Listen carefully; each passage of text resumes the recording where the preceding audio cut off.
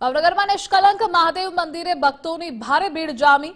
ભક્તો વહેલી સવારથી જ પૂજા અર્ચના કરી રહ્યા છે। સોમવતી અમાસના દિવસે મહાદેવના સાનિધ્યમાં અહીં મેળો પણ ભરાય છે।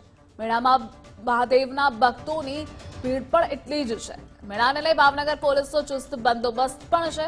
કોલિયાકના દરિયામાં બિરાજમાન મહાદેવનું આ અનેરું મહત્વ છે। તો મહાદેવના દર્શન માત્રથી પાપનો નાશ થવાની લોકવાયકા પણ છે। તો ભાવનગરનું નિષ્કલંક મહાદેવ મંદિર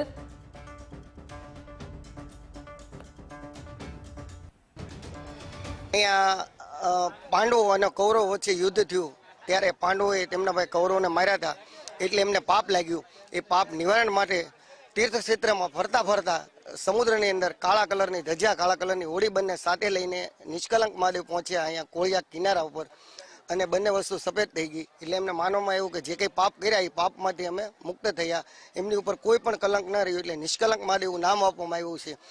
શ્રાવણ મહિનાના છેલ્લા દિવસે અત્યારે ભાદરવી અમાસનો મેળો ભરાય છે, અને આજે દરેક યાત્રિકો બહારથી દર્શન કરવા અહીંયા આવે છે, અને સમુદ્રની અંદર નાહવાનું પણ એટલું મહત્વ છે કે જે કંઈ પાપ કર્યા હોય નાના મોટા, તે પાપમાંથી પણ મુક્ત થાય છે।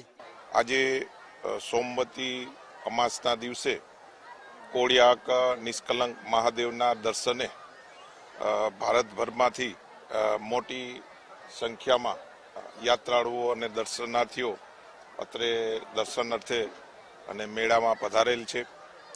જે અનુસંધાને એસપી સાહેબની સૂચનાથી આજે મોટી સંખ્યામાં બંદોબસ્ત ફાળવવામાં આવેલા છે।